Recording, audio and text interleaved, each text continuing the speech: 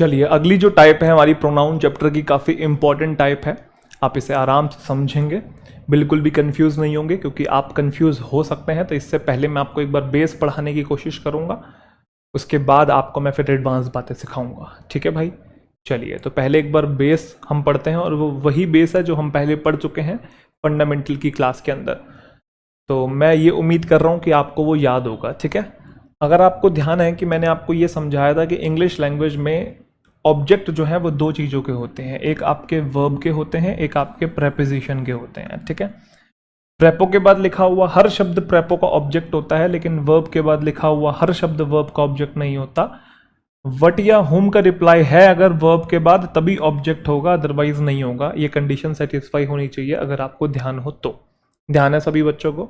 चलो, प्रेपो के बाद हमेशा प्रेपो के ऑब्जेक्ट, वर्ब के बाद बस इस कंडीशन में जब वट या होम का रिप्लाई हो, ठीक है, तभी ऑब्जेक्ट होगा। अच्छा, एक चीज और बताई थी मैंने, चाहे प्रेपोजिशन का ऑब्जेक्ट हो चाहे वर्ब का ऑब्जेक्ट हो, अगर किसी भी वर्ड को ऑब्जेक्ट बोल रहे हो तो ऑब्जेक्ट या तो नाउन होता है या प्रोनाउन होता है। ये बात आपको बहुत अच्छे से पता है। ठीक है, अब इस बात को ध्यान रखिएगा, ये कॉन्सेप्ट में यूज होगी। दूसरी, मैंने आपको ट्रांजिटिव वर्ब के बारे में और इनट्रांजिटिव वर्ब के बारे में कुछ समझाया होगा, आपको ये बात भी ध्यान होगी। ध्यान है सबको? चलो एक बार मैं समझा देता हूँ ट्रांजिटिव वर्ब क्या होती है। ट्रांजिटिव वर्ब याद करो, ट्रांस से बनी है, और ट्रांस का मतलब क्या होता है? ट्रांसफर। तो ट्रांजिटिव वर्ब ऐसी वर्ब होती है जो अपने एक्शन को आगे ट्रांसफर करती ही करती है, और अगर एक्शन को आगे ट्रांसफर करती है तो उसको रिसीव करने के लिए हमेशा ऑब्जेक्ट होता ही होता है। तो ट्रांजिटिव वर्ब ऐसी वर्ब होती है जो अपने बाद ऑब्जेक्ट लेती ही लेती है। ठीक है, क्योंकि एक्शन को ट्रांसफर करती है। और आप कैसे पहचानोगे कि वर्ब के बाद ऑब्जेक्ट है कि नहीं है? अभी तो बताया कि वर्ब के बाद वट या होम का रिप्लाई या नाउन प्रोनाउन होना चाहिए, या जो तरीके जो मैंने ऑब्जेक्ट की आइडेंटिफिकेशन में सिखाए थे वो आपको आने चाहिए। तो आप तुरंत पहचान लोगे वर्ब के बाद ऑब्जेक्ट है कि नहीं है। अगर है तो वो एक ट्रांजिटिव वर्ब है, बोलो हाँ। उसके बाद इनट्रांजिटिव वर्ब क्या होती है? तो ट्रांजिटिव की जस्ट ऑपोजिट होगी, ऐसी वर्ब जो एक्शन को आगे ट्रांसफर नहीं करती है, मतलब जिसको एक्शन को रिसीव करने के लिए कोई ऑब्जेक्ट नहीं होता है, ऐसी को हम लोग इनट्रांजिटिव वर्ब कहते हैं। तो ये दो बातें अगर आपको ध्यान है तो हम लोग प्रोनाउन अपना शुरू करते हैं। कौन सा? जिसका नाम है रिफ्लेक्सिव प्रोनाउन। ठीक है भाई, तो बड़ा बेसिक सा है ये। क्या जो फंडामेंटल अभी सीखा वो बेसिक सा था, ये इंपॉर्टेंट है काफी, कंफ्यूज बिल्कुल नहीं होना है, ये भी आसान। अगर मैं रिफ्लेक्सिव प्रोनाउन की बात करूं तो रिफ्लेक्सिव जो शब्द है, आपको लग रहा है कि ये रिफ्लेक्ट वर्ड से बना है? लग रहा है आपको? बिल्कुल लग रहा है कि रिफ्लेक्ट शब्द से बना। और रिफ्लेक्ट का मतलब क्या होता है? कोई चीज आगे गई और टकरा के वापिस आ गई, तो ये रिफ्लेक्ट होता है। ठीक है भाई, ये रिफ्लेक्ट होता है।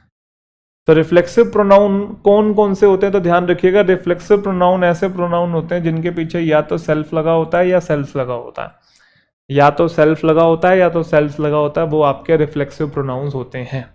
यहां तक कहानी क्लियर सभी बच्चों को? चलो, कौन कौन से होते हैं तो टेबल के थ्रू हम लोग समझेंगे। आपको टेबल याद होगी, 3 पर्सन थे टेबल के अंदर, first person, second person, third person. हर पर्सन का singular plural singular plural singular plural जरूर होता है। ये सब्जेक्टिव केस थे, ये ऑब्जेक्टिव केस थे। इसके आगे भी था पजेसिव एडजेक्टिव, और उसके आगे भी था पजेसिव प्रोनाउन, टेबल का पार्ट था वो भी, बट वो मैंने अभी के लिए हटा दिए हैं। वो भी हैं टेबल में, काफी लंबी हो जाती है, छोटे छोटे दिखते हैं, इस वजह से मैंने वो पार्ट्स हटा दिए हैं। सब्जेक्ट है, ऑब्जेक्ट है, फिर पजेसिव वाले केस है, उसके बाद रिफ्लेक्सिव आता है। तो वो थोड़ा बड़ा बड़ा आपको दिखे, इसलिए मैंने वो पजेसिव वाला केस हटा दिया है। सिर्फ रिफ्लेक्सिव जो समझना है उसको मैंने साइड में लिख दिया है, और सब्जेक्ट ऑब्जेक्ट को भी लिख दिया ताकि उससे आप रिलेट कर पाए। तो सबसे पहले आप देखेंगे, आई का रिफ्लेक्सिव केस होता है माई सेल्फ, वी का होता है रिफ्लेक्सिव आर सेल्स, यू और यू दोनों सेम रहते हैं, तो इधर होता है योर सेल्फ, बट इधर होता है योर सेल्फ, क्योंकि आपको ध्यान होगा कि सेकंड पर्सन में एक ही प्रोनाउन आता है यू, लेकिन यू सिंगुलर भी होता है प्लूरल भी होता है। तो सिंगुलर के केस में सेल्फ, प्लूरल में सेल्फ। ही का बनता है हिमसेल्फ, शी का बनता है आपका हर सेल्फ, और इट का बनता है इट सेल्फ, और दे का बनता है आपका देम सेल्फ। आपने एक चीज नोट की, किसी किसी जगह पे सेल्फ है और किसी किसी जगह पे सेल्व्स है। तो सिंगुलर जो होता है वो सेल्फ लेता है, और जो प्लूरल होता है वो सेल्व्स लेता है। सिंगुलर जो होता है सिंगुलर वो सेल्फ लेता है, प्लूरल जो होता है वो सेल्फ लेता है। देखो सब में यही काम हो रखा है। तो ये तो सारे के सारे आपके रिफ्लेक्सिव प्रोनाउन हो गए। अब हम जानेंगे रिफ्लेक्सिव प्रोनाउन के पीछे का कॉन्सेप्ट क्या है, वो क्या होता है, कैसे उसको यूज़ करते हैं, और उसके बाद फिर हम एग्जाम ओरिएंटेड कॉन्सेप्ट को सीखेंगे और फिर कुछ क्वेश्चन हम लोग जानेंगे। ठीक है, तो ये पूरा प्रोसेस रहेगा। अब आपके सामने ये 2 सेंटेंस है, मुझे आप बताइए इन दोनों सेंटेंसेस में से कौन सा सही है और कौन सा गलत है। आप बताइए, चलिए कौन सा सही है और कौन सा गलत है।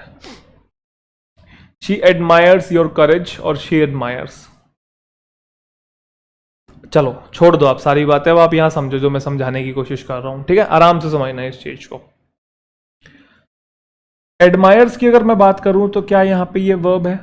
ओके। क्या शी उसका सब्जेक्ट है? Okay. She admires what? Your करेज। तो यहां पे ये ऑब्जेक्ट का काम कर रहा है, जिसमें मेन ऑब्जेक्ट जो है वो आपका करेज नाउन है और ये उसको मॉडिफाई करने वाला पॉजेसिव एडजेक्टिव है, अगर आपको पता हो तो मेन ऑब्जेक्ट आपका क्या है? करेज है, कि वो प्रशंसा करती है उसके साहस की। She admires what? योर करेज, या तुम्हारे साहस की। तो इस वर्ब के बाद ऑब्जेक्ट है, बट अगर मैं नीचे वाले में देखूँ, ये वर्ब है, ये आपका सब्जेक्ट है, इसके बाद कुछ भी नहीं लिखा है, मतलब ऑब्जेक्ट नहीं लिखा है। बोलो हाँ। तो मैंने कहा शी एडमायर्स, वो प्रशंसा करती है। तो अगर मैं इतना ही बोल रहा हूँ कि वो प्रशंसा करती है, तो आपको ये नहीं लग रहा कि सेंटेंस इनकम्प्लीट है, मीनिंग अधूरा है? कि वो प्रशंसा करती है किसकी? खुद की, किसी और की, किसी चीज की, किसकी? तो पढ़ते ही पता लग रहा है कि मीनिंग इनकम्प्लीट है। मीनिंग इनकम्प्लीट इसलिए है क्योंकि एडमायर जो है वो आपकी एक ट्रांजिटिव वर्ब है, वो एक्शन को आगे ट्रांसफर करती ही करती है, और उसको रिसीव करने के लिए ऑब्जेक्ट चाहिए ही चाहिए होता है। इस वजह से यहाँ पे मीनिंग इनकम्प्लीट आ रहा है। तो शी एडमायर्स के आगे देखो, यहां तो ऑब्जेक्ट लिखा हुआ था बट यहां नहीं लिखा हुआ। तो अब इस बात को बड़े प्यार से समझिएगा, मैंने कहा एडमायर एक ट्रांजिटिव वर्ब है जिसके बाद ऑब्जेक्ट आता ही आता है।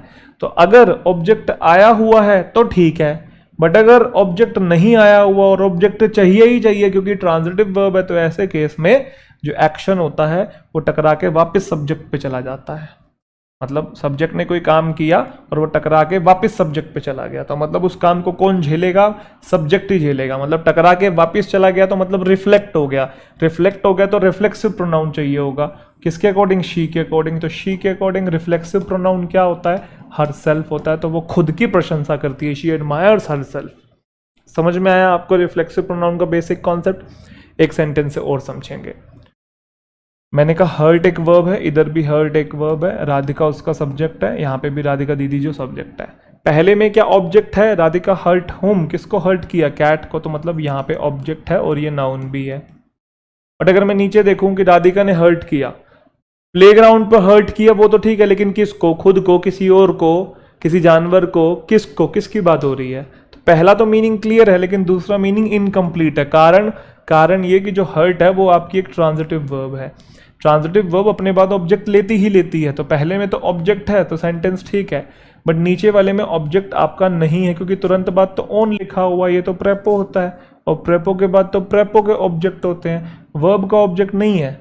बट ट्रांजिटिव वर्ब तो अपना ऑब्जेक्ट लेती ही लेती है। तो ऐसे केस में क्या होता है? एक्शन टकरा के वापस सब्जेक्ट पे चला जाता है और फिर हम रिफ्लेक्सिव प्रोनाउन का यूज करते हैं। तो राधिका शी है, तो शी के लिए आप लोग फिर से दोबारा क्या यूज करेंगे? Radhika hurt herself on the playground. तो आपको यहाँ पे क्या बात समझ में आई? आपको यहाँ ये बात समझ में आई, अगर ट्रांजिटिव वर्ब लिखी है तो उसके बाद ऑब्जेक्ट आएगा ही आएगा, और अगर ऑब्जेक्ट नहीं लिखा है तो फिर वहां पे आप रिफ्लेक्सिव प्रोनाउन का यूज करेंगे, क्योंकि ऑब्जेक्ट चाहिए ही चाहिए, और रिफ्लेक्सिव प्रोनाउन वहां पे फिर आपका ऑब्जेक्ट बन के आता है। ध्यान रखिएगा। अब आपके मन में सवाल चल रहा होगा, सर मैं कैसे पहचानूंगा ट्रांजिटिव वर्ब कौन सी है कौन सी नहीं है? ऐसे पढ़ पढ़ के देखूंगा क्या मैं? तो भाई वैसे तो बहुत सारी ट्रांजिटिव वर्ब है, लेकिन इस कॉन्सेप्ट से रिलेटेड कुछ चुनिंदा ही ट्रांजिटिव वर्ब है जिससे क्वेश्चन पूछे जाते हैं। तो वो चुनिंदा वर्ब्स मैं आपको दिखाने की कोशिश करता हूँ, बस यही वाली हैं। इसके अलावा भी दो चार होंगी, वो इतनी पूछी नहीं जाती है। कभी मॉक टेस्ट में आए तो एक्स्ट्रा आप लिख लीजिएगा, बाकी प्रैक्टिस सेशंस में भी कुछ आएंगी एक्स्ट्रा तो मैं आपको लिखवा दूंगा। बट ये सबसे ज़्यादा इंपॉर्टेंट है, इसमें से भी एक दो ही इंपॉर्टेंट है, ज़्यादा मतलब ऐसे रटने की जरूरत नहीं है, 2-3 ही सबसे ज़्यादा इंपॉर्टेंट है, बाकी फिर भी मैंने एक्स्ट्रा लिख दिए आपके लिए। तो देखो पढ़ो क्या लिखा हुआ है कि ऑब्जेक्ट का ऑलवेज यूज होगा इन दीज वर्ब्स के बाद, मतलब इन सारी ये ट्रांजिटिव है, इन सब के बाद ऑब्जेक्ट आएगा ही आएगा। बट अगर ऑब्जेक्ट प्रेजेंट नहीं है, मान लो ऑब्जेक्ट नहीं है लेट से, तो उस केस में क्या होता है कि रिफ्लेक्सिव प्रोनाउन जो है फिर वो आपका ऑब्जेक्ट बन के आएगा। ठीक है, और रिफ्लेक्सिव प्रोनाउन ऑब्जेक्ट बन के आएगा, तो ऑब्जेक्ट नाउन या प्रोनाउन होते हैं, तो रिफ्लेक्सिव प्रोनाउन प्रोनाउन है तो प्रोनाउन तो ऑब्जेक्ट हो ही सकते हैं। तो आई होप ये बात आप सबको समझ में आ गई है। तो enjoy, amuse, acquit, avail, absent, present, introduce, adept और प्राइड। एंजॉय का मतलब आप लोग जानते ही हैं। अम्यूज का मतलब किसी को एंटरटेन करना। एक्विट का मतलब होता है बाइज्जत बरी कर देना, दोष मुक्त कर देना। अवेल का मतलब लाभ उठाना। एब्सेंट पता है, प्रेजेंट पता है, इंट्रोड्यूस पता है। अडेप्ट का मतलब होता है ढल जाना। और प्राइड का मतलब होता है गर्व होना या घमंड होना, दोनों हो सकते हैं प्राइड का मतलब, ठीक है। चलिए कुछ सेंटेंसेस देखते हैं। I enjoyed the class last week और I enjoyed in the class last week. अगर मैं बच्चों से पूछूं ना कि सेंटेंस में क्या गलती है, तो पहले वाला कहते हैं ठीक है, दूसरे वाला कह देंगे I enjoyed at the class, ऐसे बोलने लग जाते हैं। अरे भाई एट नहीं आएगा, समझो। एंजॉय जो है वो पिछली वाली वर्ब्स का एक पार्ट है इसके बाद ऑब्जेक्ट आता ही आता है। तो यहाँ तो द क्लास लिखा हुआ, I enjoyed what, the class noun है तो ऑब्जेक्ट है, बट अगले में ऑब्जेक्ट नहीं है भाई, इन प्रेपो है और ये तो प्रेपो का ऑब्जेक्ट है। वर्ब का ऑब्जेक्ट कहाँ है, ये तो लेती ही लेती है। तो फिर किसको एंजॉय किया, खुद को एंजॉय किया। काम टकरा के वापस चला जाएगा तो रिफ्लेक्सिव प्रोनाउन का यूज होगा, I enjoyed myself in the class last week. अब सुनने में गलत लगता है लेकिन ये एकदम ठीक है, क्योंकि एंजॉय अपने बाद हमेशा ऑब्जेक्ट लेता है, तो रिफ्लेक्सिव प्रोनाउन फिर ऑब्जेक्ट बन के आता है।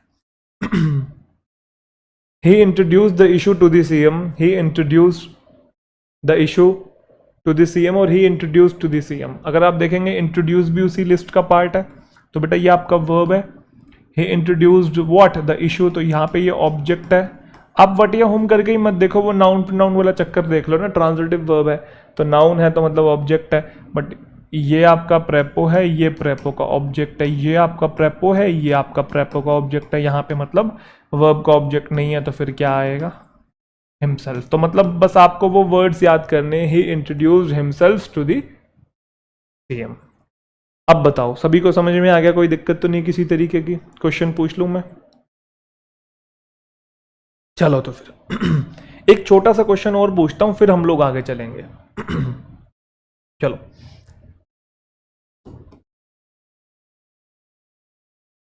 he acquitted very easily from court last month। he acquitted very easily from court last month। इस सेंटेंस में कुछ मिस्टेक है। एक्विट का मतलब होता है बाइज्जत बरी कर देना, क्या इसके बाद ऑब्जेक्ट है? नहीं। कैसे एक्विट किया, कैसे बाइज्जत बरी किया? आसानी से किया, ये तो एडवर्ब है, वर्ब को मॉडिफाई कर रहा है। कितना आसानी से, बहुत आसानी से। एडवर्ब को भी जो मॉडिफाई करे वो भी एडवर्ब होता है।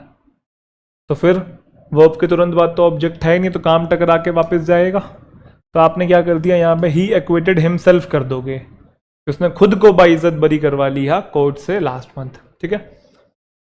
अब अगर यहां ही लिखा है तो आपको समझ में आ गया, बट अगर यहां ही ना लिखा होता, यहां अगर ऐसा लिखा होता द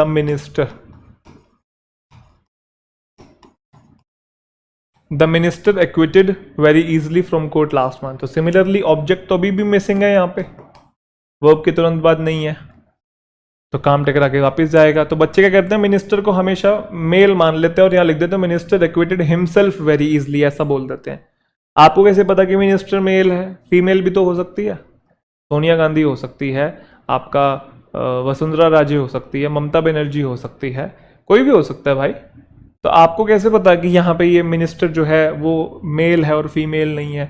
तो यहाँ दोनों आ सकते हैं, हिमसेल्फ भी और हरसेल्फ भी, ठीक है। बट पहले क्या होता था, मैं कुछ साल पहले की बता रहा हूँ, एग्जामिनेशन का पैटर्न होता क्या था कि सिर्फ मेल वाले को सही मानते थे, क्योंकि पेट्रियार्की रूल्स, पेट्रियार्की का मतलब पुरुष प्रधान समाज, मेल डोमिनेंट कल्चर, इस वाले को गलत मानते थे। पहले ऐसा होता था, 3-4 साल पहले के एग्जामिनेशंस की मैं बात कर रहा हूँ। बट अब एग्जामिनेशन में वो खुद ही स्लैश लगा के दोनों ही देता है, हिमसेल्फ हरसेल्फ लिख के देता है, ही शी साथ लिख के देता है।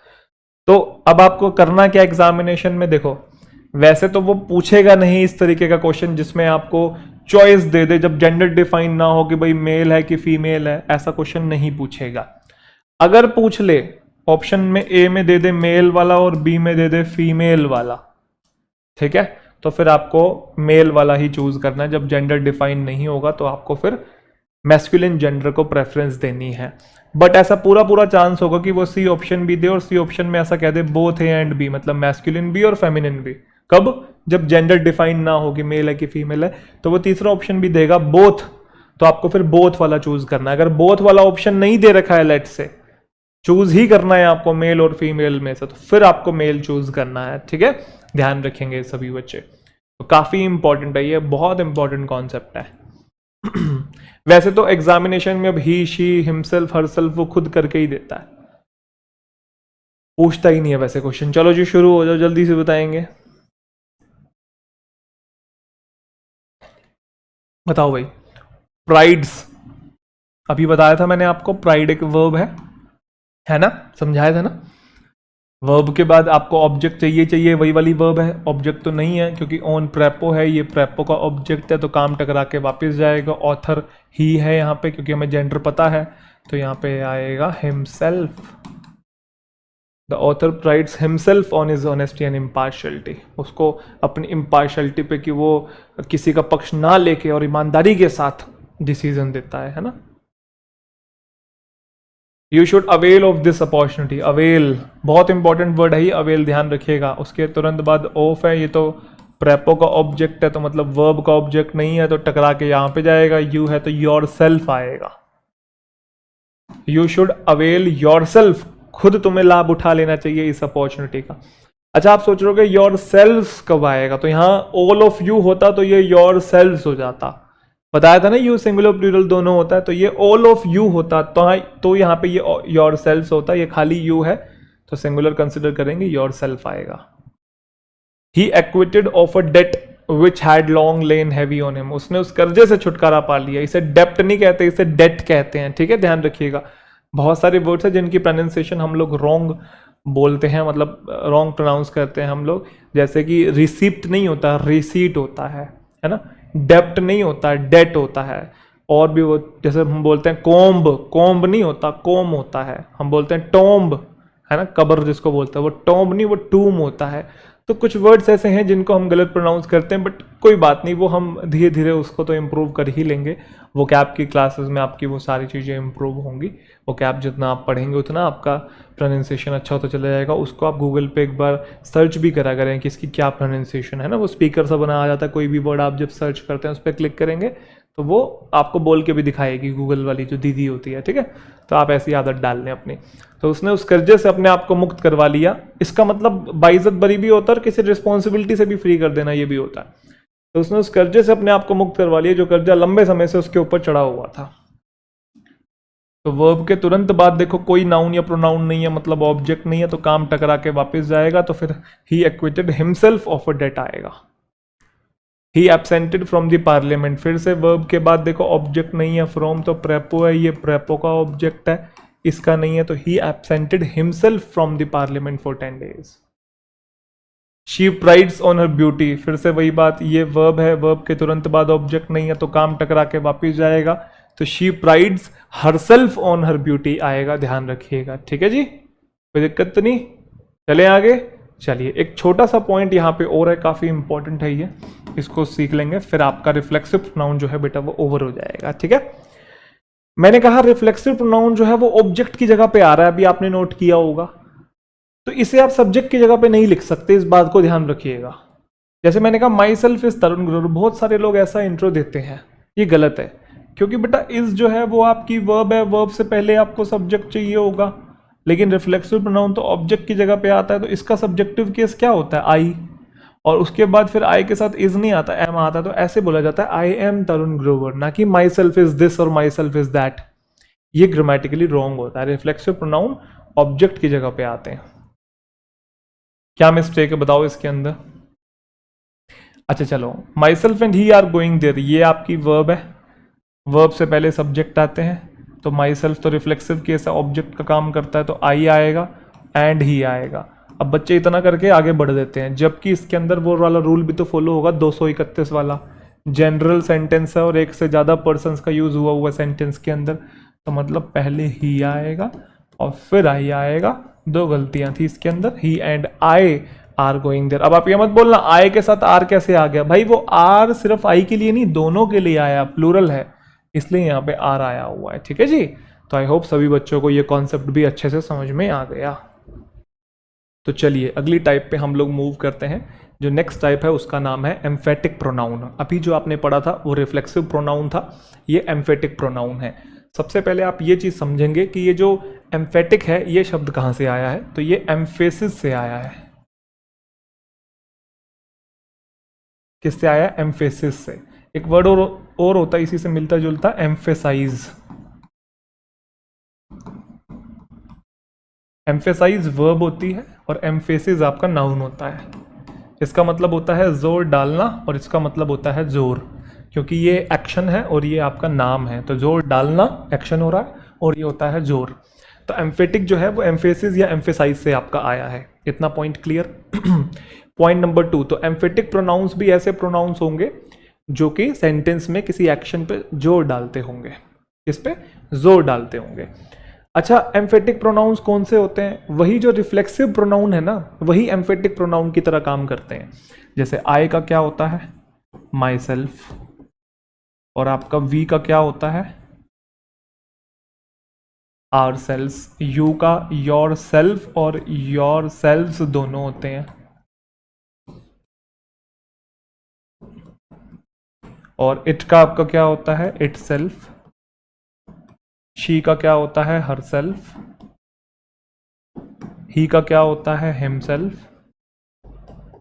और दे का होता है आपका देम सेल्व्स, प्लूरल होता है ना। तो अब आप कंफ्यूज हो सकते हैं। कंफ्यूज क्यों? आप बोलोगे सर यही शब्द रिफ्लेक्सिव प्रोनाउंस में थे, यही शब्द एम्फेटिक प्रोनाउंस में है, तो हम डिफरेंशिएट कैसे करेंगे कि कब ये रिफ्लेक्सिव प्रोनाउन होते हैं तो कब ये एम्फेटिक प्रोनाउन होते हैं।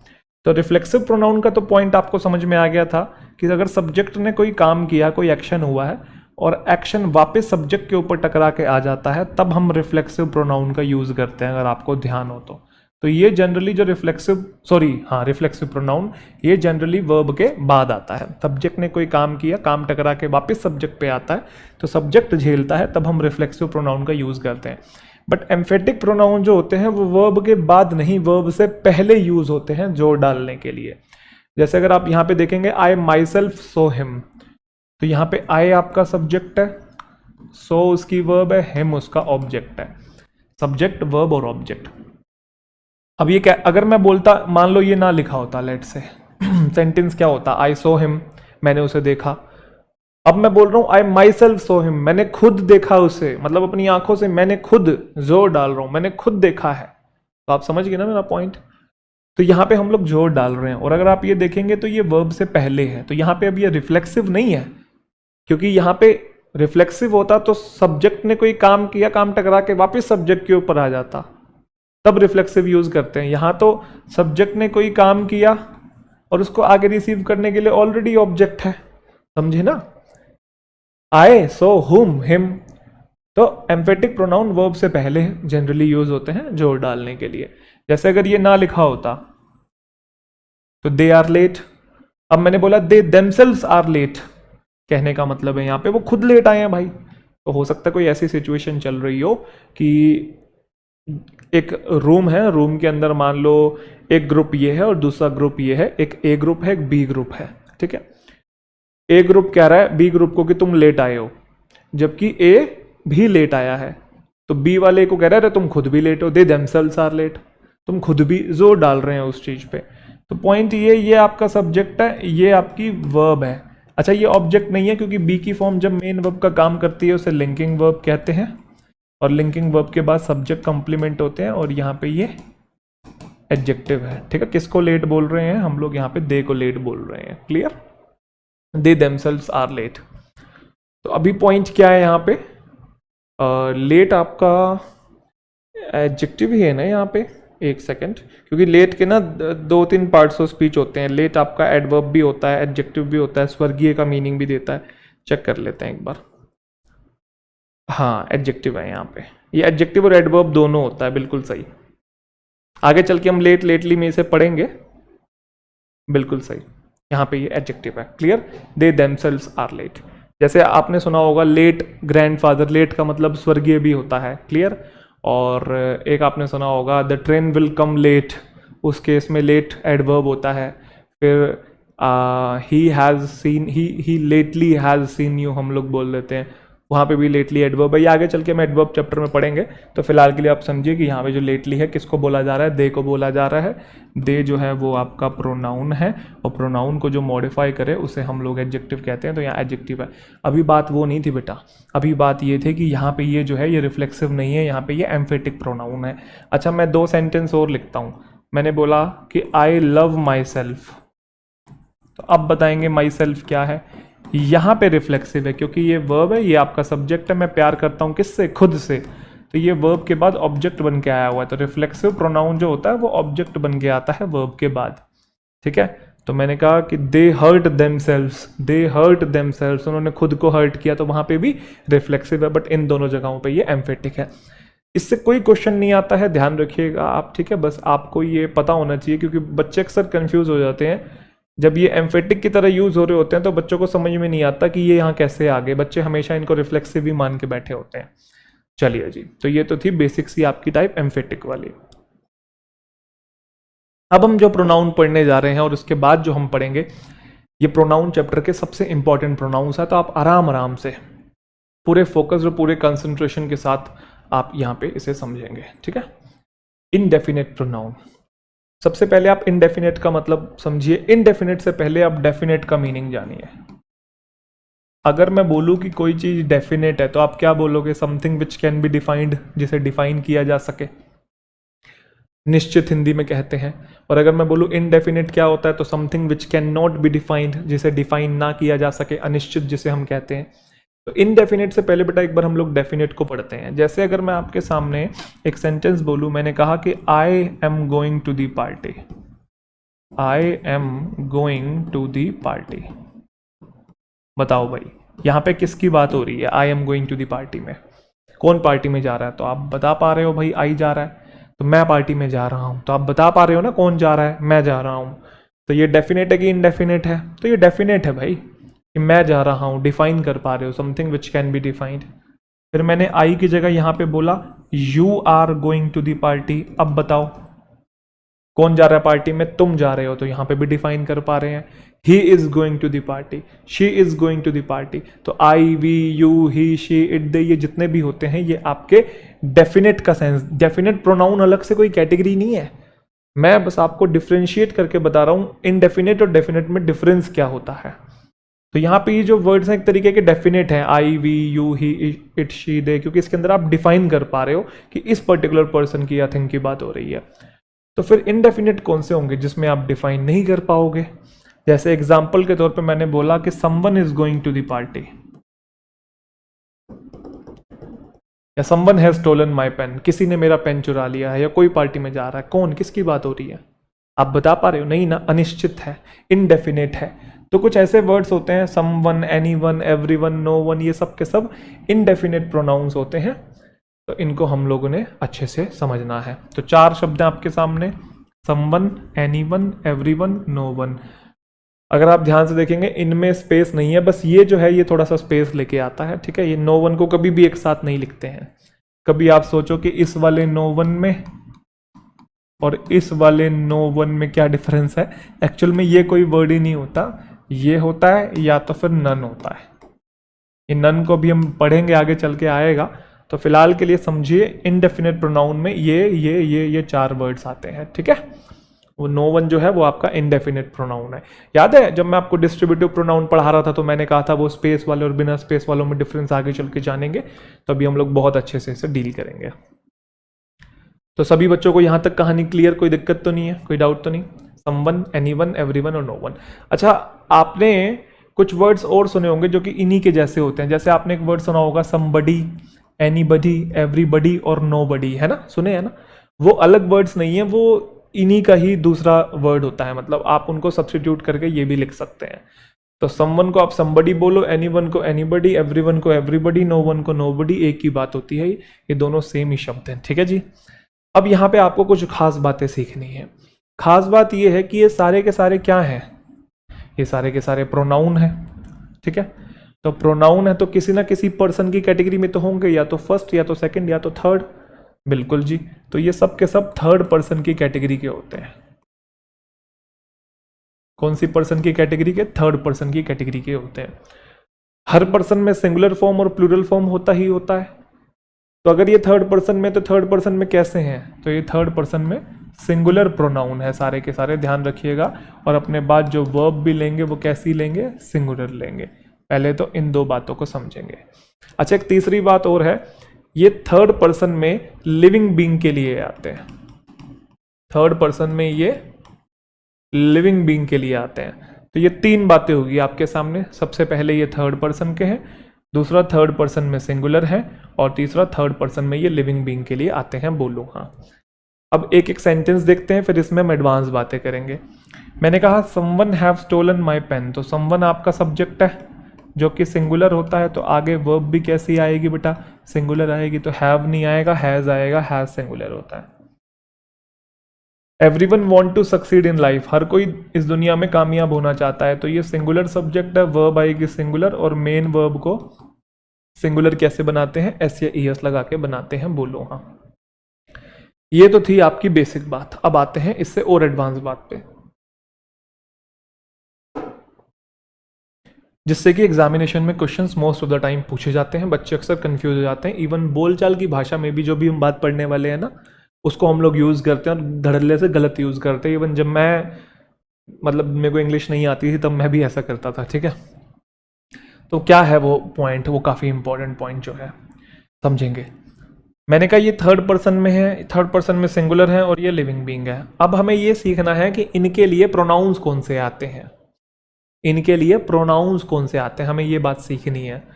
तो आप सोच रहे हो कि इनके लिए प्रोनाउंस कौन से आते हैं, समझ नहीं आ रही है बात। तो चलो बेसिक तरीके से समझते हैं। अगर मैं आपको बोलूं कि आई एक प्रोनाउन है, आप बोलोगे जी सर। तो क्या आई के लिए और प्रोनाउंस आते हैं? हाँ जी बिल्कुल आते हैं। जैसे आई के लिए माई आता है, आई के लिए आपका और कौन सा आता है? मी भी आता है ना। जैसे ऑब्जेक्ट होता है, माई है, माइन है, ऐसे ही माई सेल्फ है, ये सारे आई के लिए तो आते हैं। फिर मैं आपसे पूछूं कि वी के लिए कौन सा आता है? वी के लिए आपका अस आता है, आवर आता है, आवर्स आता है, आवर सेल्स आता है। ऐसे ही के लिए भी कुछ आते हैं, शी के लिए भी कुछ, इट के लिए भी। तो अगर कोई एक वर्ड प्रोनाउन है तो उसके लिए और भी तो प्रोनाउंस आते हैं कि नहीं आते हैं? तो ऐसे ये भी तो प्रोनाउंस हैं। तो इनके लिए कौन से प्रोनाउंस आएंगे कभी यूज करना पड़ा सेंटेंस में, तो वो हमें सीखना है। अगर ये बात आपको ऐसे समझ में नहीं आई तो मैं एक और तरीके से समझाने की कोशिश करता हूँ। जैसे अगर मैं आपको बोलूँ कि I should love my country, I should love my country, मुझे मेरी कंट्री से प्यार करना चाहिए। I should love my country, मुझे मेरी कंट्री से प्यार करना चाहिए। तो आई के लिए आपको पता है कि मी, माई, माइन जैसे शब्दों का हम लोग यूज करते हैं, वैसे प्रोनाउन का यूज करते हैं। बट अगर मैं यहाँ यू बोल दूं कि तुम्हें तुम्हारी कंट्री से करना चाहिए, तो ये माई जो है चेंज हो जाएगा, या योर हो जाएगा। You should love your country, we should love our country, he should love his country. तो मतलब जैसा प्रोनाउन होगा उसके लिए उसी के टाइप के प्रोनाउंस आ जाते हैं, वो आपने टेबल में सीखा ही हुआ है। ठीक है, बट अगर मैं यहाँ पे ऐसा बोल दूं कि हर किसी को हर किसी की कंट्री से प्यार करना चाहिए, एवरीवन लिख दूं यहाँ पे, फिर यहाँ कौन सा प्रोनाउन आएगा? क्योंकि आई के लिए तो पता है मी, माई, माइन, वी के लिए पता है अस, आवर, आवर्स, यू के लिए पता है you, your, yours, yourself. But everyone, no one, someone, हर किसी को हर किसी की कंट्री से प्यार करना चाहिए। यहाँ पे कौन से प्रोनाउन आएंगे जो कि इनको डिफाइन करें? तो अब हमें सीखना है इन सारे वर्ड्स के लिए कौन से प्रोनाउन आते हैं। तो बिल्कुल लॉजिकल कॉन्सेप्ट है। अगर आप पुरानी बातें आपने सीखी हुई हैं तो आप उनसे रिलेट करके एक सेकंड में यहाँ पे कॉन्सेप्ट सीख जाएंगे। इनके लिए कौन से प्रोनाउन आते हैं? देखो, इनके लिए जो भी प्रोनाउन आएंगे वो थर्ड पर्सन से आएंगे। क्यों? क्योंकि ये थर्ड पर्सन के ही कैटेगरी के हैं। तो थर्ड पर्सन में कौन कौन से प्रोनाउन होते हैं मैं यहाँ लिख देता हूँ। थर्ड पर्सन में एक आपका ही होता है, एक आपका शी होता है, एक आपका इट होता है, और एक आपका दे होता है। बोलो हाँ। अच्छा, ये अकेले नहीं होते, इनका पूरा ग्रुप होता है। पूरे ग्रुप का मतलब वो ही, हिज, हिम है ना, ही, हिम, हिज, हिमसेल्फ, पूरा ग्रुप होता है भाई। ऐसी शी का भी पूरा ग्रुप होता है। शी के साथ आपका हर आया, फिर आपका हर्स आ गया, हर सेल्फ आ गया, है ना। पूरा ग्रुप आपको देखने को मिलता है। ऐसे इट का भी आपको पूरा ग्रुप देखने को मिलता है, दे का भी पूरा ग्रुप देखने को मिलता है ना। तो ये थर्ड पर्सन के आपके प्रोनाउन है। बोलो हाँ। अब थर्ड पर्सन में ये सब के सब सिंगुलर होते हैं, तो ऑफ कोर्स फिर प्लूरल वाला इनके लिए नहीं आ सकता, तो दे तो प्लूरल होता है, तो इनके लिए दे वाले प्रोनाउन तो यूज नहीं होंगे बेटा, कोई भी प्रोनाउन यूज नहीं होगा, ना दे, ना देम, ना देयर, ना देयर्स, ना देमसेल्व्स। फिर ये थर्ड पर्सन में लिविंग बीइंग है, तो इनके लिए इट वाले यूज नहीं होंगे क्योंकि वो तो नॉन लिविंग होते हैं, तो इट वाले जो भी प्रोनाउंस होते हैं वो भी नहीं आएंगे यहाँ पे, सिंपल सी बात है। अब बचा ही और शी, तो मैंने आपको पहले ही कहा था जब जेंडर डिफाइन ना हो वैसे तो दोनों को प्रेफर करते हैं, बट इस कॉन्सेप्ट के अंदर कहा मैंने आपको, क्योंकि क्वेश्चन पूछता है एग्जामिनर और या तो ये ऑप्शन देता है या तो ये देता है, तो ऐसे केस में मैस्कुलिन जेंडर को प्रेफरेंस देते हैं, ठीक है, ध्यान रखिएगा, पहले ही बताया था मैंने आपको, मैस्कुलिन जेंडर को प्रेफरेंस देते हैं क्योंकि patriarchy rules, male dominant culture, है ना, ऊपर पंखा चलता है, ऊपर पंखी क्यों नहीं चलती है भाई, है ना, तो पंखा ही चल, नीचे बेबी सोता है, बेबी क्यों नहीं सोती है भाई, है ना, बेबी को सुलाओ। तो पॉइंट घुमा फिर जस्ट जोक्स अपार्ट, मुद्दे की बात पे आते हैं कि हम पैट्रियार्की में, पैट्रियार्की तो एक बहाना हो गया, बस मैस्कुलिन जेंडर को ही most of the time preference दी जाती है, ये ग्रामेरियंस का लॉजिक है, अब वो क्यों मानते हैं आई डोंट नो, बट वो मानते हैं, ठीक है। तो ऐसे केसेस में स्पेसिफिकली किसमें, जो आपका ये इनडेफिनेट प्रोनाउन है, अच्छा इसमें भी वही सेम केस है, देखो अगर यहाँ पे वो ऑप्शन में आपको ही वाला प्रोनाउन भी दे इनके लिए और शी वाला भी दे और तीसरा ऑप्शन दे बोथ, तब तो आप बोथ चूज करोगे, समझे कि नहीं, बट अगर आपको बोथ ना दे और ही और शी में से चूज करना पड़े फिर आप ही चूज करोगे, आप समझे कि नहीं, तो यहाँ से क्वेश्चन आता है और most of the time in दोनों में से ही चूज करने को देता है इसमें से, तो इसलिए आप ही वाला ही चूज करेंगे, बाकी तो समझा ही दिया मैंने, बोथ वाला हो तो बोथ के साथ जाएंगे, ठीक है, क्लियर। तो इनके लिए जो प्रोनाउन आते हैं वो सिंगुलर प्रोनाउन आते हैं और कौन से आते हैं बेटा, ही वाले आते हैं, ठीक है जी। चलिए अब कुछ क्वेश्चंस की तरफ हम लोग नजर डालते हैं, जल्दी से आप लोग देखेंगे, बताएंगे। Is everyone happy with their gift, interrogation में गया हुआ है, एवरीवन आपका सब्जेक्ट है, वह पहले गई हुई है तो सिंगुलर है, लेकिन प्रोनाउन सिंगुलर नहीं आया हुआ, क्या हर कोई खुश है उसके गिफ्ट के साथ, किसके गिफ्ट के साथ, हर किसी के गिफ्ट के साथ, तो ये सिंगुलर होते हैं, अपने बाद वर्ब भी सिंगुलर लेते हैं क्योंकि इंटेरोगेशन है तो वर्ब पहले गई हुई है अब, बट प्रोनाउन भी सिंगुलर लेते हैं, बट ये तो प्लूरल है, तो अब ये प्लूरल है तो हमें चाहिए सिंगुलर ही वाले, तो ही में तो ही भी होता है, हिम भी होता है, हिज भी होता है, हिमसेल्फ भी होता है, कौन सा यूज करूं, तो पता करो ये कौन सा केस है, तो देयर, दे का पॉजेसिव एडजेक्टिव केस है, दे, देम, देयर, देयर्स, तो देयर पॉजेसिव एडजेक्टिव है, हमें चाहिए ही वाला, तो ही का पॉजेसिव एडजेक्टिव क्या होता है, हिज, तो आपको टेबल याद होनी चाहिए, बिना टेबल के आप क्वेश्चन सॉल्व नहीं कर पाएंगे, ध्यान रखिएगा। Anyone can be happy if they have no expectations, देखो एनीवन, समवन, नो वन या एनीबडी, समबडी, ये सब के सब सिंगुलर होते हैं, अपने बाद सिंगुलर वर्ब लेते हैं, बट यहाँ पे तो मॉडल वर्ब आई हुई है, मॉडल वर्ब के बाद तो वर्ब की फर्स्ट फॉर्म आती है, इनके तुरंत बाद वर्ब आए तो वो सिंगुलर होगी, बट बीच में मॉडल वर्ब आ जाए तो मॉडल वर्ब जो है अपने बाद वर्ब की फर्स्ट फॉर्म लेती है, तो बी, वॉज, बीन पढ़ते हैं ना, तो बी आपकी वर्ब की फर्स्ट फॉर्म है, क्लियर। अच्छा वर्ब यहाँ पे सिंगुलर नहीं रख पाए बट प्रोनाउन तो सिंगुलर आना पड़ेगा, तो हर कोई खुश हो सकता है अगर हर किसी की कोई एक्सपेक्टेशंस ना हो, अगर आप ध्यान से देखेंगे ये जो दे प्रोनाउन है ये एनीवन के लिए आया हुआ है, हर कोई खुश हो सकता है अगर हर किसी की कोई एक्सपेक्टेशंस ना हो, तो ये अगर इसके लिए आया हुआ तो सिंगुलर होते हैं, प्रोनाउन भी सिंगुलर लेते हैं और ही वाले लेते हैं, बट ये कौन सा है, दे वाला, तो यहाँ पे ये गलत हो गया। अब ये कौन सा केस है, ये है सब्जेक्टिव केस, तो हमें ही का सब्जेक्टिव केस चाहिए, वो क्या होता है, ही। दूसरी बात ही सिंगुलर होता है तो आगे प्लूरल कैसे आ सकता है, तो फिर सिंगुलर करना पड़ेगा और क्या आएगा, anyone can be happy if he has no expectations. और आप यकीन नहीं मानेंगे, मैं जब से मतलब थोड़ी बहुत अंग्रेजी समझने लगा हूँ, समझने इन द सेंस जब मैंने पढ़ाना शुरू नहीं किया था और मैंने भी प्रिपरेशन उस टाइम पे शुरू नहीं की थी, स्कूल टाइम की मैं बात कर रहा हूँ, थोड़ा बहुत मुझे लगता था कि मुझे इंग्लिश आ रही है, मैं सीख रहा हूँ, मुझे ऐसा लगता था मुझे दूसरों से थोड़ी सी ज़्यादा इंग्लिश आती है, हालांकि आती कुछ भी नहीं थी क्योंकि आसपास के लोग भी ऐसे थे उनको तो बिल्कुल भी नहीं आती थी, तो मुझे शुरू से थोड़ा बहुत ऐसा हमेशा से फील थी माइंड में कि मुझे आती है, थोड़ी बहुत आती है। और उस टाइम पे मैं इन सारे शब्दों के लिए दे यूज़ करता था, एवरीवन है ना, एनीवन, हम सोचते थे एवरीवन बहुत सारे हैं तो दे लगा दो इनके लिए, जबकि दे नहीं आता है, इनके लिए ही वाले प्रोनाउन आते हैं। शी वाले भी आ सकते हैं अगर ऑप्शन गिवन है बोथ तो, और ही और शी में से चूज करना है तो सिर्फ ही को हम लोग चूज करेंगे। क्लियर है जी, कोई दिक्कत तो नहीं। Most of the time examination में क्वेश्चन में वो यहाँ आपको प्लूरल देगा, प्लूरल की जगह आपको सिंगुलर लगाना होगा, जैसा कि आप लोग देख रहे हैं शी वाला उसने एक भी ऑप्शन नहीं दिया, हर जगह दे करके दे रहा है, प्लूरल करके दे रहा है इनके लिए, जबकि बस आपने सिंगुलर लगा देने हैं ही वाले। If anybody try to interrupt me while I was speaking I will argue with them. अगर कोई ट्राई करेगा मुझे इंटरप्ट करने की जब मैं बोल रहा हूँ, ये टाइपिंग एरर है, यहाँ पे व्हाइल आई वाज नहीं आई एम हो जाएगा।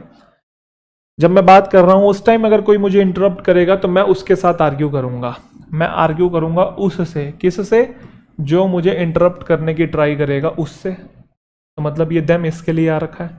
एनीबडी, समबडी, नोबडी, ये सब के सब सिंगुलर होते हैं। अपने तुरंत बाद वर्ब भी सिंगुलर लेते हैं, तो वर्ब सिंगुलर बनाने के लिए ट्राइज आएगा। तो अगर कोई ट्राई करेगा मुझे इंटरप्ट करने की जब मैं बात कर रहा हूँ तो मैं आर्ग्यू करूंगा उससे, किससे, जो मुझे इंटरप्ट करने की कोशिश करेगा उससे। मतलब ये आया हुआ इसके लिए, और ये कैसे है, सिंगुलर, तो इनके लिए प्रोनाउन भी कैसे आएंगे, सिंगुलर। कौन से वाले, ही वाले। ये कौन सा है, दे वाला। दे का कौन सा केस है, ऑब्जेक्टिव केस। हमें किसका चाहिए, ही का, वो क्या होता है आपका, हिम। बहुत ही बढ़िया, एकदम बिल्कुल सही बता रहे हैं सभी बच्चे, बढ़िया से चीज़ें समझते हुए आगे बढ़ते हुए। नेक्स्ट क्वेश्चन को देखेंगे। Everyone should keep their country before themselves. तो हर किसी को रखना चाहिए खुद की कंट्री को खुद से पहले। तो एवरीवन, समवन, नोवन, ये सब के सब सिंगुलर होते हैं। अपने तुरंत बाद सिंगुलर वर्ब लेते हैं, लेकिन यहाँ पे कीप्स नहीं होगा क्योंकि अब बीच में मॉडल वर्ब है। मॉडल वर्ब के बाद बेटा वर्ब की फर्स्ट फॉर्म का हम लोग यूज करते हैं, ठीक है। तो हर किसी को रखना, अब वर्ब का यहाँ सिनेरियो तो नहीं बन पाया लेकिन प्रोनाउन का तो बन पा रहा है ना। तो हर किसी को रखना चाहिए खुद की कंट्री को, ये हर किसी के लिए आया हुआ है, खुद से पहले ये भी एवरीवन के लिए आया हुआ है। तो ये देयर है जो कि दे का पॉजेसिव एडजेक्टिव है, हमें ही का चाहिए होगा, वो आपका हिज होता है। ऐसे ये देमसेल्फ है जो कि दे का रिफ्लेक्सिव केस है, हमें ही का चाहिए, और वो क्या होता है। बहुत प्यारे बच्चे हैं, बड़े प्यारे बच्चे हैं। चलिए जी आगे चलते हैं, अगला क्वेश्चन देखते हैं। अच्छा जी चलिए जी, इनडेफिनेट प्रोनाउंस जो थे, अभी आपने जो कैटेगरी देखी वो लिविंग बीइंग की देखी थी, जिसमें समवन, एनीवन, नो वन और आपका एनीवन, एवरीवन ये वाले थे, ठीक है। या उन्हीं को या बड़ी बड़ी करके भी बोल सकते थे। बट अब जो हम देख रहे हैं वो अलग है, समथिंग, एनीथिंग, एवरीथिंग और नथिंग। ये पार्ट 2 है इसका। अब आप बहुत अच्छे से समझ चुके हैं, ये भी सबके सब प्रोनाउन है, तो ये भी सबके सब थर्ड पर्सन के होंगे, ये भी थर्ड पर्सन में सबके सब सिंगुलर होंगे। अपने बाद कैसी वर्ब लेंगे, सिंगुलर वर्ब लेंगे। ये भी थर्ड पर्सन में लिविंग होंगे, नहीं, ये सब के सब नॉन लिविंग है। एकदम बिल्कुल सही बता रहे हैं आप लोग। अच्छा, उनके लिए ही वाले प्रोनाउन थे, तो इनके लिए कौन से प्रोनाउन आएंगे, आप बिल्कुल सही समझ रहे हैं। सिंगुलर प्रोनाउन तो आएंगे बट इट वाले आएंगे, इट वाले आएंगे। कारण ही इनके लिए और शी इनके लिए आ नहीं सकता, क्यों, क्योंकि लिविंग है, ये नॉन लिविंग है।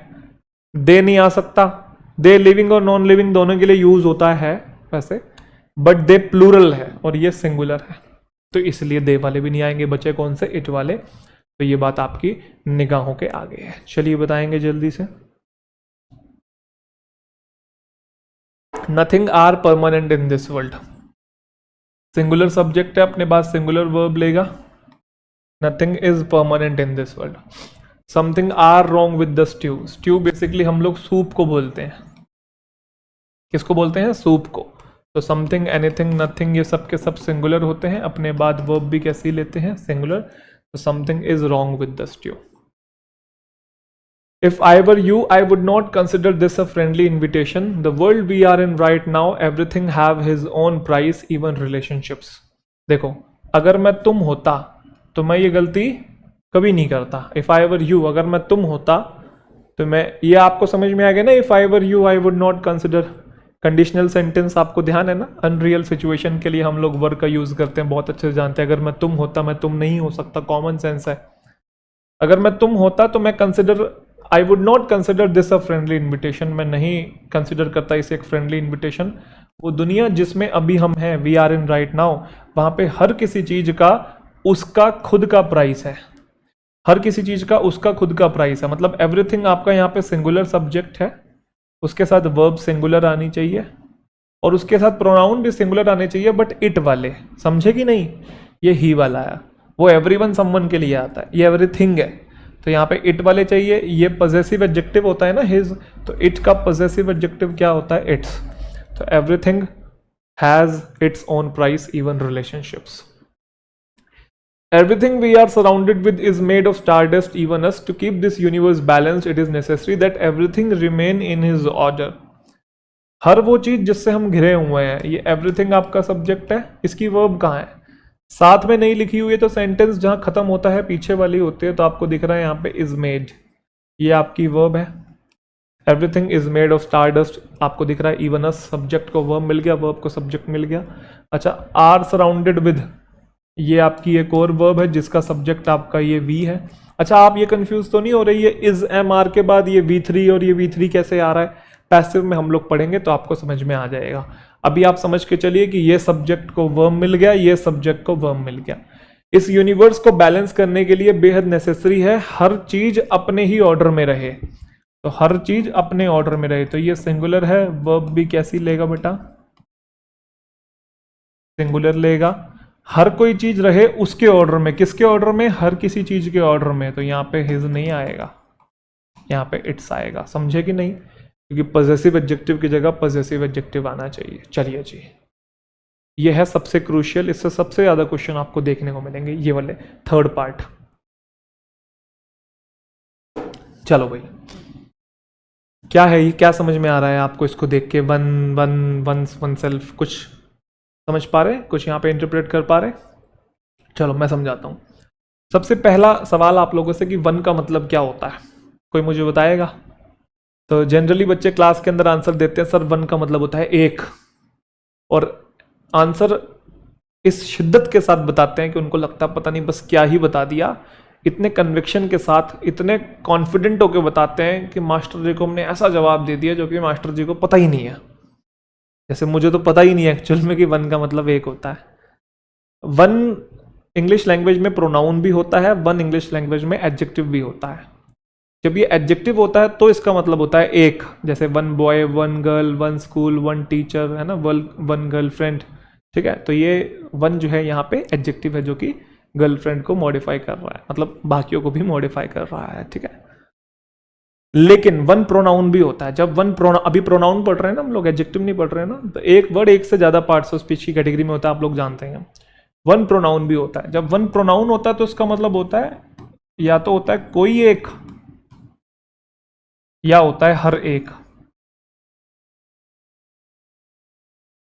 कोई एक, या फिर इसका मीनिंग होता है हर एक। अच्छा, इंग्लिश में या तो इसका मतलब होता है एवरीवन, या फिर इसका मतलब होता है एनीवन। भले ही वन का मतलब एवरीवन और एनीवन हो, बट वन के लिए ही वाले प्रोनाउन नहीं, ही वाले तो इनके लिए ही आते हैं, वन के लिए वन वाले प्रोनाउन आते हैं, जिसमें से ये वन ही सब्जेक्ट है, वन ही ऑब्जेक्ट है, वंस पॉजेसिव एडजेक्टिव है, और वन सेल्फ रिफ्लेक्सिव प्रोनाउन है, इसका पॉजेसिव प्रोनाउन नहीं होता है। अब इसको हम एग्जाम्पल के थ्रू समझेंगे। Everyone should keep his promise, हर किसी को अपना वादा निभाना चाहिए, अपना प्रॉमिस रखना चाहिए। एवरीवन, समवन, ये सब के सब सिंगुलर होते हैं। आपने तुरंत बाद सिंगुलर वर्ब लेते हैं, लेकिन बीच में मॉडल वर्ब है, उसके चलते फर्स्ट फॉर्म आ गई, बट प्रोनाउन तो सिंगुलर लेंगे, तो यहाँ पे देयर नहीं है, हिज आया हुआ जो कि एवरीवन के लिए, और वो एकदम सही है, ठीक है। और आपको पता है एवरीवन को मैं वन भी बोल सकता हूँ, एक ही बात है, बट जैसे ही मैं वन लिखूंगा तो फिर आपको वन से रिलेटेड प्रोनाउन यूज करने हैं। ये पॉजेसिव एडजेक्टिव है ही का, जबकि ही इनके लिए आते हैं, इसके लिए नहीं। मीनिंग भले ही सेम है, बट वन लिखोगे तो वन वाले ही प्रोनाउन लिखने हैं। तो ये ही का पॉजेसिव एडजेक्टिव है, हमें वन का पॉजेसिव एडजेक्टिव चाहिए, और वो क्या होता है, वंस। तो यहाँ पे हिज नहीं आएगा बेटा, यहाँ पे वंस आएगा। One should keep once promise. और मैं बताना चाहता हूँ सेंटेंस वाला ये और सेंटेंस ये दोनों सेंटेंस सेम है, एक ही मीनिंग दे रहे हैं कि हर किसी को अपना प्रॉमिस रखना चाहिए, किसी भी एक इंसान को, कोई भी इंसान को अपना प्रॉमिस निभाना चाहिए, रखना चाहिए। तो आप एवरीवन बोलोगे तो ही वाले, वन बोलोगे तो वंस वाले, बात सेम है। और एवरीथिंग वाले बोलोगे तो इट वाले। If one work hard he is sure to succeed in life, अगर कोई मेहनत करेगा तो उसे कामयाबी जरूर मिलेगी। सिंगुलर है ये, वर्ब बेटा सिंगुलर लेगा तो क्या आएगा, वर्क्स। किसे कामयाबी मिलेगी, इसी को ही मिलेगी, तो ये प्रोनाउन भी वन के लिए आया हुआ है, बट वन के लिए वन वाले आते हैं, ये सब्जेक्टिव केस है ही का। और वन का सब्जेक्टिव केस क्या होता है, one. If one works hard one is sure to succeed in life. अगर इसी बात को मैं वन से ना लिख के एनी वन से लिखूं, अगर यहाँ पे एनी वन होता तो बस यहाँ पे आप वर्क्स करते और बाकी सब ठीक था, क्योंकि ही एनी वन के लिए आ सकता है। If any one works hard he is sure to succeed in life. यहाँ दे नहीं आएगा, कभी कंफ्यूज हो जाओ, बट अभी यहाँ पे वन लिखा हुआ था तो वन के लिए फिर वन वाले हम लोग यूज करेंगे। क्या कहानी क्लियर है सभी बच्चों को? One should always think of others before one thinks of himself. मतलब एक इंसान को दूसरों के बारे में सोचना चाहिए, पहले वो खुद के बारे में मतलब खुद के बारे में सोचने से पहले उसे दूसरे के बारे में सोचना चाहिए, सेल्फिश नहीं होना चाहिए। तो ये वन आपका सिंगुलर होता है, बट यहाँ तो मॉडल वर्ब आ चुकी है, तो मॉडल वर्ब के बाद तो फर्स्ट फॉर्म आता है, तो उसमें तो कोई दिक्कत ही नहीं है। फिर यहाँ पे वन सिंगुलर सब्जेक्ट है, वर्ब आगे आपकी सिंगुलर है, बट प्रोनाउन वन वाला नहीं है, तो रिफ्लेक्सिव प्रोनाउन वन वाला क्या होता है बेटा, one things of him one self आएगा यहाँ पे, ठीक है। वन शुड लव हिमसेल्फ, हर इंसान को खुद से प्यार करना चाहिए, तो वन शुड लव हिमसेल्फ नहीं, सिर्फ वन सेल्फ होगा। लव लव ही रहेगा, इसे लव्स नहीं करेंगे क्योंकि ये सिंगुलर है, बट मॉडल वर्ब है।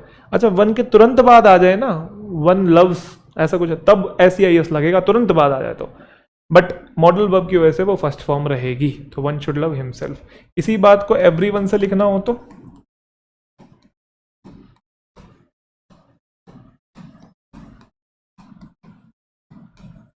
सही लिखा है मैंने? एकदम गलत है, क्योंकि इसके लिए ही वाले आते हैं, तो एवरीवन शुड लव हो जाएगा आपका हिमसेल्फ। अब हम मिसलेनियस क्वेश्चंस की तरफ आते हैं, तो आप बताएंगे क्या मिस्टेक है, और बुलेट की रफ्तार से, ठीक है। स्पीड और एक्यूरेसी को बिल्कुल भी कॉम्प्रोमाइज नहीं करेंगे। Everyone agreed to share their information. When the group leader reminded the members that they are going to get scored as a team, not as individuals. ध्यान समझना, हर कोई अग्री हो गया शेयर करने के लिए उसकी इन्फॉर्मेशन को। अच्छा, आपको लग रहा है कि मैं प्रोनाउन चैप्टर में मीनिंग पे फोकस कर रहा हूँ, टेंस में मैं कह रहा था कि ज़्यादा हिंदी निकाल के मीनिंग निकाल के नहीं करना है, वो बस टेंस में कहा था, बाकी जगह कॉन्टेक्स्ट आपको देखना होगा कौन सा वर्ड किसके लिए आया हुआ है, ठीक है जी। टेंस चैप्टर के लिए वहाँ मैं खासकर बोल रहा था स्पेसिफिकली, मीनिंग तो वरना आपको बाकी सभी चैप्टर्स में देखना होगा, बहुत ज़रूरी है, उसके बिना आप निकाल ही नहीं पाओगे, क्योंकि सिर्फ ग्रामर से काम नहीं चलता है, उसका कॉन्टेक्स्ट भी पता होना चाहिए, समझे कि नहीं। एवरीवन अग्रीड, जैसे एक सेंटेंस में बोलता हूं, मैंने कहा आई किल्ड माई सेल्फ, अगर आप देखेंगे इसकी ग्रामर ठीक है कि मैंने खुद को मार लिया, कि ये वर्ब है, ये सब्जेक्ट है, ये आपका ऑब्जेक्ट है, काम टकरा के वापस गया हुआ है, रिफ्लेक्सिव प्रोनाउन आया है, बट अगर मैंने खुद को मार लिया तो ये बात बोल कौन रहा है, भूत बोल रहा है, मेरा आत्मा आ गई है, नहीं ना, तो ये सेंटेंस गलत है। तो पॉइंट क्या है कि ग्रामेटिकली करेक्ट तो देख ही रहे हैं, बट कॉन्टेक्स्ट भी देख रहे हैं, तो grammar plus context equal to में इंग्लिश, ध्यान रखिएगा। Everyone agreed to share their information, हर कोई एग्री हो गया उसकी इन्फॉर्मेशन को शेयर करने के लिए, किसकी, हर किसी की। अब सेंटेंस पास्ट में गया हुआ तो उसमें तो सिंगुलर प्लूरल होता ही नहीं है, यहाँ तो V2 ठीक है, क्योंकि सिंगुलर के लिए भी V2, प्लूरल के लिए भी V2, बट प्रोनाउन तो आपका प्लूरल है जो कि इसके लिए आया हुआ है, और हमें यहाँ पे हिज चाहिए होगा जो कि ही वाला होता है। जब ग्रुप लीडर्स को रिमाइंड किया गया कि जो मेंबर्स हैं that they are going to get scored as a team, ये दे अब इसके लिए नहीं है, ये मेंबर्स के लिए आया हुआ है, ठीक है। आर गोइंग भी फिर दे के लिए आया हुआ है, नॉट एज इंडिविजुअल्स, बस इसके अंदर और कोई मिस्टेक नहीं है, एक ही मिस्टेक थी। Anyone who have worked for the company for at least 6 months is eligible for retirement benefits, हर वो इंसान जिसने काम किया कंपनी के लिए एटलीस्ट 6 महीने के लिए वो एलिजिबल है रिटायरमेंट बेनिफिट्स के लिए, बट उनको सबमिट करने होंगे रिक्वायर्ड फॉर्म्स। तो एनीवन जो है वो आपका सिंगुलर है, हर वो इंसान जिसने काम किया, तो ये जो वर्ब आई हुई है अगर आप ध्यान से देखेंगे तो ये इसी के लिए आई हुई है एक तरीके से, हर वो इंसान जिसने काम, ये जो रिलेटिव प्रोनाउन होता है आगे चल के भी पढ़ेंगे, ये जिसको भी रिलेट करता है ना आगे वर्ब उसी के अकॉर्डिंग आती है। This is the boy who works hard, तो बॉय के अकॉर्डिंग वर्क्स आया हुआ है, हु वर्क्स, वो हु कौन है, वो एनीवन ही है, हर वो इंसान जिसने काम किया, जिसने किसने, हर वो इंसान ने। आगे चल के हम लोग पढ़ेंगे कि ये रिलेटिव प्रोनाउन है, आगे हैज आएगा, हर वो इंसान जिसने काम किया कंपनी के लिए एटलीस्ट 6 महीने के लिए वो एलिजिबल है। ये वाली वर्ब भी किसके लिए आई हुई है, इसी के लिए आई हुई है, तो यहां सिंगुलर थी तो बेटा यहां पे भी सिंगुलर है, दोनों का कॉमन सब्जेक्ट है। बट उनको सबमिट करने होंगे, ये भी किसके लिए आया हुआ है, ये भी इसके लिए आया हुआ है। कैसे? हर वो इंसान जिसने काम किया कंपनी के लिए 6 महीने के लिए, वो एलिजिबल है रिटायरमेंट बेनिफिट्स के लिए, बट उनको सबमिट करने होंगे। किनको? जो एलिजिबल है उनको। तो यहाँ पे दे कैसे आ गया, ही वाला चाहिए, सब्जेक्टिव केस चाहिए तो आपका ही आएगा, आगे फिर सिंगुलर चाहिए तो आपका हैज आएगा। तो यहाँ पे 3 मिस्टेक्स थी। Everything I found in books that pleased me, I retained in my memory consciously or unconsciously and adapted them. हर वो चीज़ जो मुझे किताबों में मिली है, जो मुझे अच्छी लगती है, मैं उसे याद कर लेता हूँ अपनी मेमोरी में कॉन्शियसली और अनकॉन्शियसली, और अडेप्ट कर लेता हूँ उसे। किसे? हर वो चीज़ जो मैंने किताबों में पाई है और जो मुझे अच्छी लगी है उसे। हर वो चीज़ जो मैंने किताबों में पाई है, जो मुझे अच्छी लगी है, मैं उसे याद कर लेता हूँ अपनी मेमोरी में कॉन्शियसली और अनकॉन्शियसली, और उसे अडेप्ट कर लेता हूँ। किसे? हर वो चीज़ जो मैंने पाई है। कहने का मतलब आपका एवरीथिंग जो है वो सिंगुलर सब्जेक्ट तो है, ठीक है। उसकी जो वर्ब है पता कौन सी है? उसकी वर्ब ये प्लीज्ड है, एवरीथिंग दैट प्लीज्ड मी, ठीक है। बट प्रोनाउन जो है वो प्लूरल कैसे आ रखा है इसके लिए? तो एवरीथिंग के लिए इट वाले आते हैं, ये देम ऑब्जेक्टिव केस है, तो इट का ऑब्जेक्टिव केस क्या होता है? इट ही होता है। अरे बाप रे, दिखने में इतना बड़ा लग रहा है, बिल्कुल भी घबराना नहीं है। One must work hard not only for himself but also for his family and friends. They are the people who support us during our hard times, and it is our responsibility to acknowledge that and do something for them as well. बताओ भाई, one must, अब one के लिए तो फिर one वाले, अच्छा must work ठीक लिखा हुआ है, मस्ट मॉडल वर्ब है, आगे फर्स्ट फॉर्म है, तो नॉट ओनली फॉर हिमसेल्फ है ना, हिमसेल्फ गलत हो गया, वन वाला चाहिए ना, तो ये गलत, ये गलत, या तो ये या तो ये। आगे बट ऑल्सो फॉर, फिर से हिज वाला थोड़ी आएगा, वन वाला आएगा, तो वन वाला यहाँ पे है, तो मतलब आपका सी आंसर हो गया है ना। One must work hard not only for oneself but also for one's family and friends. अच्छा दे ये फैमिली और फ्रेंड्स के लिए आया हुआ, आप कंफ्यूज नहीं होना, ठीक है, क्योंकि वही जो लोग हैं सपोर्ट करते हैं हमारे हार्ड टाइम्स में, और हमारी रिस्पॉन्सिबिलिटी एक्नॉलेज करना इस बात को और उनके लिए कुछ करना। तो चलिए एक काम करते हैं, अब वो जो स्पेस वाला और जो बिना स्पेस वाला जो एनीवन एवरीवन थे ना, उसको हम लोग समझने की कोशिश करते हैं, वो भी इनडेफिनेट प्रोनाउन के बाद ही आपको समझ में आते हैं। चलिए, तो जैसे कि आपने एक टर्म सुना होगा एनी वन, ये स्पेस वाला है, ठीक है। ऐसे आपने एक टर्म सुना होगा एवरी वन, ये भी स्पेस वाला है। ऐसे एक और टर्म सुना होगा आपने सम वन, और यहाँ पे आपने एक और सीखा था नो वन, ये बिना स्पेस वाला होता है, ध्यान रखिएगा, ठीक है। नो वन, ये चारों, सॉरी नो वन नहीं होता, ये नन होता है, इनके साथ नन आता है, ठीक है। ये चारों एक ही कैटेगरी में, 1 2 3 4। उसके बाद जो दूसरे वाले थे वो देखो बिना स्पेस वाले थे, एनीवन, और कौन सा था आपका एवरीवन, उसके बाद था आपका समवन, और फिर नो वन था। अब नो वन एक्चुअल में ऐसे ही लिखते हैं हम लोग, थोड़ा सा स्पेस देते हैं, ठीक है, नो वन। अब आप ये मत सोचना सर स्पेस वाले तो ये थे तो नो वन नीचे क्यों लिखा है, तो आप ये मत सोचिए कि ये स्पेस वाले हैं और ये बिना स्पेस वाले हैं, बस आप ये समझ के चलिए कि ये चार एक कैटेगरी में आते हैं भाई, ठीक है, और ये चार एक कैटेगरी में आते हैं।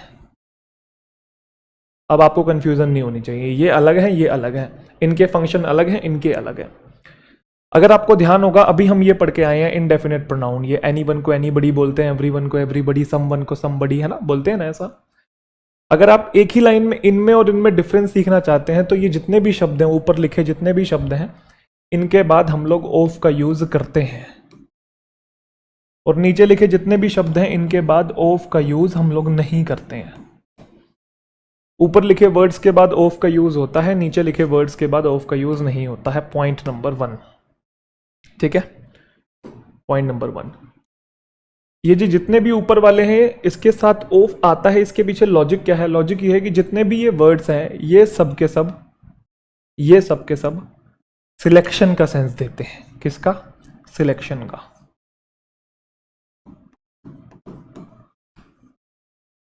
तो सिलेक्शन अगर आपको पता है तो कुछ में से कुछ का सिलेक्शन होता है, जैसे 1 आउट ऑफ 2, 2 आउट ऑफ 4, है ना। तो बहुत सारों में से कुछ का सिलेक्शन होता है। तो अगर बहुत सारे लोगों में से कुछ का सिलेक्शन करता होता है तो हम लोग ऑफ का यूज करते हैं, है ना, 1 आउट ऑफ 2, 2 आउट ऑफ 4 बोलते हैं ना ऐसा। और ये जितने वाले होते हैं, ये नीचे एनीवन, एवरीवन, समवन, नोवन, ये सब के सब वाइड रेंज की बात करते हैं। ये वाइड रेंज का सेंस देते हैं। अब आप सोच रहे होंगे सर ये वाइड रेंज और सिलेक्शन में ये डिफरेंस क्या है, तो मैं सेंटेंस के थ्रू समझाने की कोशिश करता हूं, आपको समझ में आ जाएगा। ठीक है, मैंने एक सेंटेंस लिखा, ध्यान से देखना। Any one of us can solve this question, can solve this question. क्या मतलब है इसका? हम सब में से कोई भी सॉल्व कर सकता है, बट अगर मैं यहां पे ऐसा लिखूं एनी वन, ये वाला, तो सिंपली मुझे लिखना पड़ेगा any one can solve this question. तो अब आपको ये बात समझ में आ गई है जो मैं समझाना चाह रहा था। क्या? अगर आप देखेंगे इनके बाद ऑफ आया है, इसके बाद ऑफ नहीं आया, पहला तो पॉइंट वो था। दूसरा क्यों आता है? मैंने कहा था ये वाले वर्ड सिलेक्शन का सेंस देते हैं, यस और नो, और ये वाइड रेंज का सेंस देते हैं, वाइड रेंज का सेंस देते हैं। तो अगर आप देखेंगे सिलेक्शन हो रहा है यहां पे, हम सब में से कोई भी, हम सब में से कोई भी एक, ठीक है, एनी वन ऑफ अस, हम सब में से कोई भी एक क्या कर सकता है, सॉल्व कर सकता है। और यहां बोल रहा है कोई भी सॉल्व कर सकता है, ये wide range, any one can solve this question, ये वाइड रेंज दे रहा है।